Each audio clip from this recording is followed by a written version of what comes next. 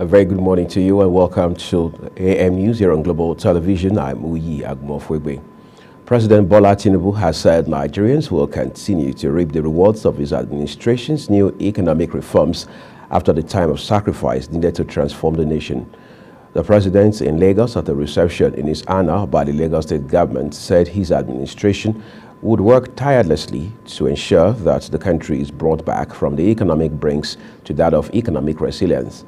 The president appreciated the governors and the members of the National Assembly present at the event, adding that the solidarity must continue for the betterment of Nigerians.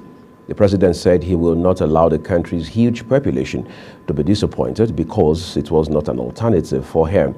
The Lagos State Governor, Babajide Sanwo-Olu, had thanked the president and members of the National and State Houses of Assembly for the visit, which came, according to him, a month after the president's inauguration. He pledged the governor's commitment to realizing the noble concept contained in the renewed hope agenda of the Tinubu-led administration. Vice President Kashim Shettima has assured that prompt attention will be given by Tinubu administration to addressing the infrastructure deficit in the country.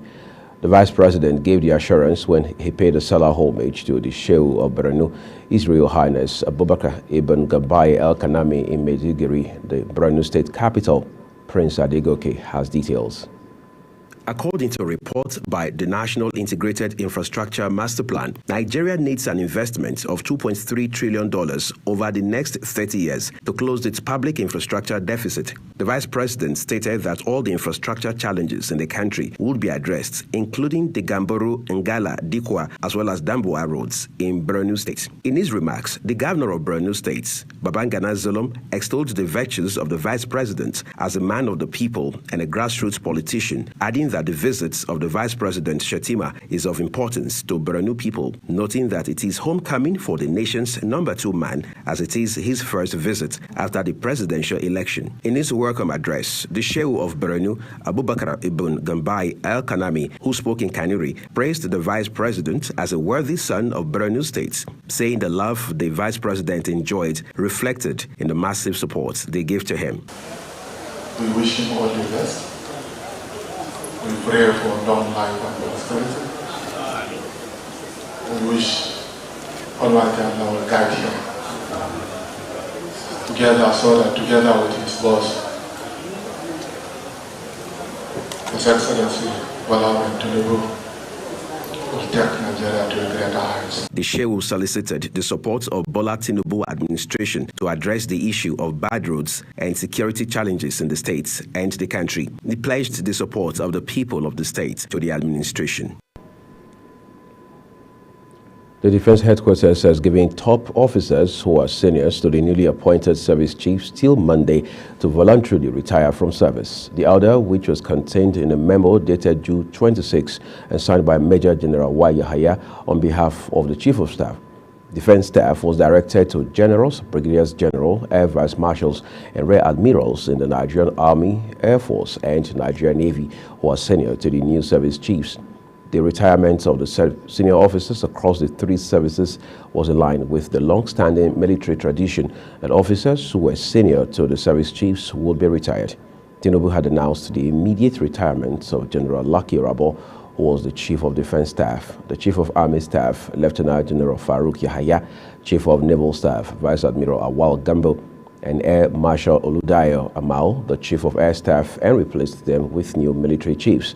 However, the DHQ, in a memo with reference number DHQ-15-plan-801-13, directed all officers with seniority and commission above that of Nigerian Defense Academy Regular Course 39 to submit their applications for voluntary retirement from service with immediate effect. The spokesperson for the Nigerian Air Force, Air Commodore Ayodele Famuyiwa, declined comments, saying he is handing over to his successor on Monday. The immediate past Chief of Defense Staff, General Lucky Rabo, has pulled out of the service of the Nigerian Armed Forces following the appointment of new service chiefs. The ceremony took place at Mogadishu Cantonment, popularly known as Abacha Barracks in Abuja. Irabon noted that providing security for a diverse country like Nigeria is not an easy task, but insisted it is not an impossible one to achieve. Kikelemo Okere was at the event for Global Television. Pulling out parade is a traditional military ceremony to mark the officer's retirement from service, which involves a parade by the retiring senior officers and march past by the troops.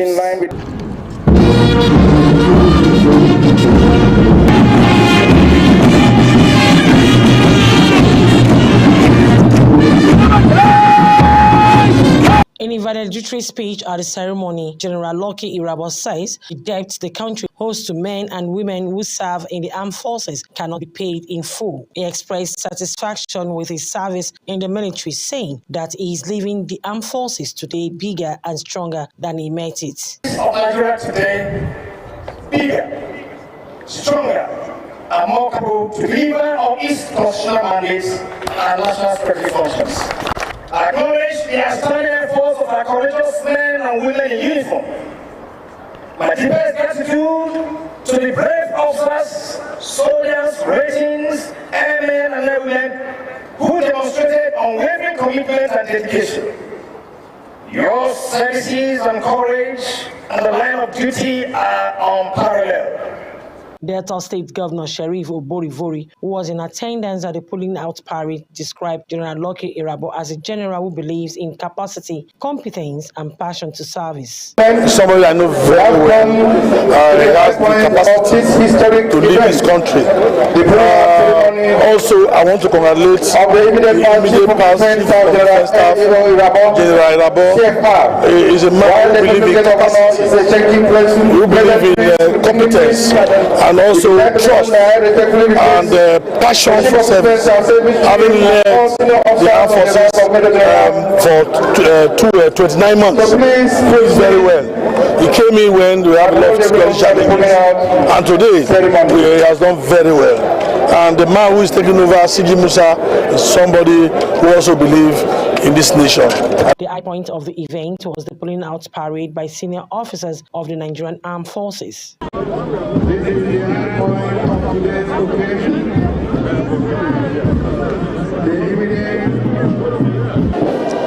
Change remains constant in everyday experience. Within the context of change is embedded a divine opportunity to progress continuum of service to the security and development of Nigeria. From Mogadishu Cantonment in Abuja, I am Kikelemo Okere, Global Television News. Authorities of the Nigerian Police Force have thrown more lights on the decision by the Acting Inspector General of Police, IGP Olukayode Egbetoko, to withdraw mobile policemen attached to VIPs and set up a special intervention squad for quick and rapid response to tackle criminality across the country. The Force Public Relations Officer Olumoyewa Adejobi said the incessant abuse of police officers attached to certain individuals and companies on guard or escort duty has become worrisome and detestable, particularly to the present leadership. The decision to withdraw PMF personnel from VIPs and establish a special intervention squad, he said, is aimed at ensuring a more inclusive and effective security framework that caters to the needs of all Nigerians rather than a select few. This, according to him, is a strategic shift that recognizes the importance of equal access to security services for all citizens and seeks to enhance the overall safety and well-being of the Nigerian populace. Away to other stories now. The Academic Staff Union of Universities, ASU, has rejected the core curriculum minimum academic standards, also called CCMAS, prepared by the National Universities Commission, NUC. The union says it was nightmarish, a threat to quality university education, and an erosion of powers of the University Senate in Nigerian universities. National President of ASU, Emmanuel Osodoke, said it was inexplicable that NUC had prepackaged 70% CCMAS contents that were being imposed on the Nigerian university system, adding that university senates, who are statutorily responsible for academic program development, were left to work on only 30%. Sodoke said that there were growing concerns about the numerous shortcomings and gross inadequacies of the CCMAS documents, and although many universities were dissatisfied, they were shying away from making public comments on the matter. Adamawa State Governor Ahmadu Fintri has outlawed the felling of trees for charcoal fuel in an effort to curb deforestation and climate change. The governor issued the ban while hosting a delegation of traditional leaders in the state, led by the former Vice President Atiku Abubakar, who represented the Lamido of Adamawa, Dr. Bakindo Mustafa, who is the chairman of the Adamawa Council of Emirs and Chiefs. The delegation paid him salah homage at the Presidential Lounge, Yola Government House. Fintri, who thanked the traditional rulers for finding it worthy to felicitate with him on the occasion, sued for their cooperation in supporting his decision to ban the burning of trees for charcoal in the state. The governor, who also met with state legislators led by Speaker of the Assembly, Bachia Wesley, reiterated the ban on the cutting of trees for charcoal fuel in the state. You're watching the AM News on Global Television, coming to you live on Star Times Channel 276 from Nigeria's capital, Abuja. Do well to follow us across all of our social media platforms. The handle is at Global TV NG. When the AM News returns, NPA commences evacuation of overtime cargoes at the port. We'll be back with these and more stories right after this break. Please don't go away.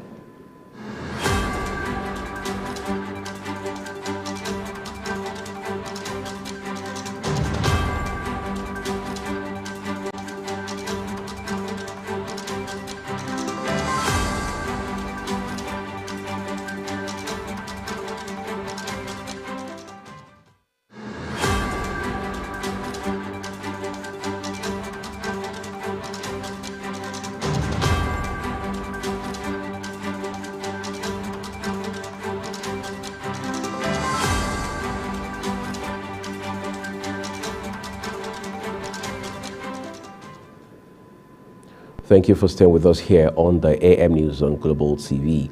Nigerian Electricity Regulatory Commission, NERC, is waiting the approval of President Bola Tinubu before a new tariff regime is made public. The review of the multi-year tariff order, also called MYTO, which happens twice a year, is expected to lead to a rate increase following the devaluation of the naira with the flotation of the national currency. The electricity distribution company, DISCOS, said the upward tariff review would encourage investment, leading to the supply of additional power to consumers. Manufacturers Association of Nigeria, MAN, said the implementation of the nation's Electricity Act would also enhance because of the new tariff. President, Nigerian Consumer Protection Network, Mr. Kunle Olubiyo, said that much value has not been given to consumers despite several past tariff reviews.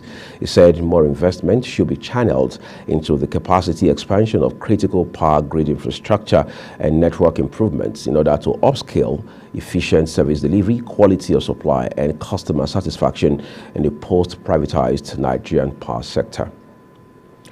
The Nigerian Ports Authority, NPA, has commenced the evacuation of overtime cargoes of the ports. A statement by NPA says that the moves to evacuate overtime cargoes at the ports were intensified when the Permanent Secretary, Federal Ministry of Transportation, Dr. Magdalene Ajani, led an interagency team comprising the NPA, Nigerian Customs, and the Nigerian Shippers Council on assessment tour of overtime cargoes littering the ports. Lagos and Tinkan Island port complexes and the terminals, including Ikorodu Lighter Terminal, have been occupied with 3,200 units of overtime cars and about 3,295 units of overtime containers, respectively, while the eastern ports have a combined total of 956 overtime containers. In order to ensure transparency and inclusiveness, the modalities to govern the auction process will be finalized by all stakeholders after a similar sensitization meeting with stakeholders in the eastern ports of Warri, Rivers, Onne, and Calabar. Oil marketers have projected that the pump price of petrol could rise above 700 naira per litre in northern Nigeria starting from July. Michael Satuyi, National Controller Operations, Independent Petroleum Marketers Association of Nigeria, IPMAN, said prices could rise above 700 naira in the north once independent marketers start importing products from July. The downstream sector currently awaits fresh petroleum products as the Nigerian Midstream and Downstream Petroleum Regulatory Authority (NMDPRA) continues to license operators willing to get involved in the importation business. The Executive Secretary, Depot and Petroleum Products Marketers Association of Nigeria, Olufemi Adewale, said the NMDPRA was currently licensing more importers. He said arrangements were on full speed for fresh products from July, adding that prices of products would depend on market fundamentals. Let's jump to the foreign scene now, where more than 100 people have died due to extreme heat in Mexico City in June, the government has said, following a series of heat waves in the Latin American nation. Scientists say global warming is exacerbating adverse weather, with many countries experiencing record high temperatures. Over 1,000 heat-related emergencies have been reported in Mexico between the 12th and 25th of June, which have resulted in 104 deaths, and that is according to health figures released by the Ministry of Health. The Ministry of Health has also reported that Mexico City residents attempt to stay cool amid a heat wave that has left 8 people dead around the country. Authorities had also reported 8 deaths between April 14th and May 31st, bringing the total of 112, stating that the main cause was heat stroke, followed by dehydration. Mexico's northern regions reported the most fatalities, with 64 deaths recorded in the northeastern state of Nuevo León and 19 in neighboring Tamaulipas, bordering the U.S. state of Texas, which has also been hit by extreme heat. Health Ministry says in Mexico, a maximum temperature of 49 degrees Celsius was recorded this week in the northern state of Sonora. Thank you, Sandra. Let's turn to Europe now, where France President Emmanuel Macron has rushed home from an EU summit for a crisis meeting after a third night of protests over a policeman's killing of a teen saw cars torched, shops ransacked and hundreds arrested. Police sources said that rather than pitched battles between protesters and police, the night was marked by pillaging of shops, reportedly including flagship branches of Nike and Zara in Paris. The unrest follows the fatal shooting of 17-year-old Nail, whose death has revived long-standing grievances about policing and racial profiling in France's low-income and multi-ethnic suburbs. Ahead of the meeting, French Prime Minister Elisabeth Borne said the government was considering all options to restore order, including declaring a state of emergency. 40,000 police were deployed in several cities overnight, in municipalities around Paris, and bans on public gatherings in Lille and Tourcoing in the country's north. The riots are a fresh challenge for the president, who had been looking to move past some of the biggest demonstrations in a generation sparked by a controversial rise in the retirement age. Judith Peters reporting for Global TV News. And on entertainment, Naomi Campbell has announced the birth of her son in her latest Instagram post. Campbell, who began her career at the age of 15, is currently single, but is not letting that deter her from her motherhood aspirations.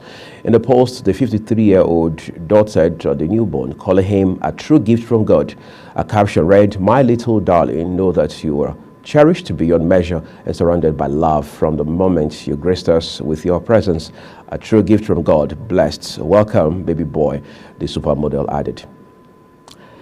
And in sports, the Nigerian Basketball Federation has engaged coach Rena Wakama as head coach for the Team Nigeria Women's Basketball for 2 years. The federation made the announcement in a tweet on Friday. The Tigers have been without the head coach since Ortiz Hughley resigned from his role with the 5-time Afro Basketball champions in 2022. Wakama, who hails from Rivers, is a former national team player and currently an assistant coach at Stony Brook University in the U.S. For the rest of the sporting world, let's now join Fidelis Iegomena.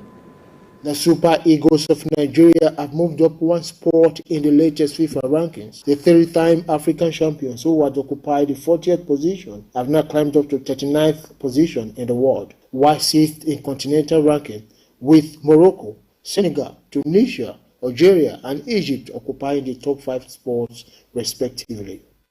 Amid coach Randy Wardrum worries if not campaign is proposed after the Nigerian Football Federation cancelled the proposed camp. World Cup bound senior women national team Super Falcons of Nigeria will get a sent-forth treat from the Nigeria Football Federation on Saturday ahead of the team's departure from the country to participate in the 9th FIFA Women's World Cup finals in Australia and New Zealand from 20th July to 20th August this year. The wife of the president, Senator Mrs. Oluremi Tinubu, will lead the delegation of political juggernauts and top government officials, as well as the hierarchy of the NFF, led by the president, Ibrahim Musa Gusau, and the general secretary, Dr. Mohammed Sanusi, to the dinner with the Super Falcons tomorrow at the Transcorp Hilton, Abuja, before the 9-time African champions will depart the shores of the country for a 15-day camping program in Australia on Sunday. The first ever FIFA senior competition to be hosted by two countries in two different confederations will feature Nigeria's 40-year-old captain Onome Ebi, Brazil's Mata, and Canada's Christian Sinclair as the oldest in the history of the Women's World Cup. All three women will be featuring in their 6th FIFA Women's World Cup tournament. Fidelis Enyagumena for Global Television News.